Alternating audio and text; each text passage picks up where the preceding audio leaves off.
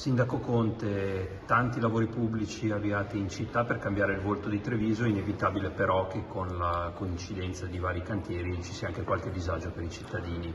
È un periodo intenso dal punto di vista delle opere pubbliche, è evidente che il tema del PNRR, quindi questa importante somma di denaro che è stata riversata nei comuni, ci dà la possibilità di affrontare tutta una serie di opere che in altri momenti non avremmo mai potuto affrontare. Penso al restauro delle mura, penso allo sviluppo della rete fognaria, penso alla caserma Salsa piuttosto che al raddoppio della biblioteca Zanzotto o all'ex macello. Però sono davvero tanti i cantieri che stanno interessando la nostra città, dalla riqualificazione di San Liberale a tutte le altre opere che stiamo realizzando praticamente in tutti i quartieri. È ovvio che opere portano con sé tanti benefici se abbiamo la forza di vedere oltre i disagi e anche qualche disagio. Quindi per i disagi mi scuso, ma dico anche alla mia cittadinanza che se avremo la pazienza di aspettare il completamento, e devo dire che l'anno 2025 sarà un anno anche molto importante per la conclusione di parecchi di questi cantieri,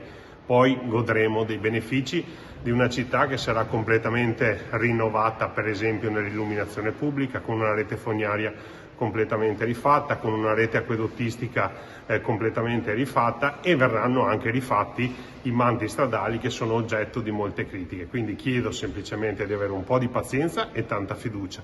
Tante sono le opere in corso, ma tanti sono i benefici che ne trarremo da queste opere. Grazie.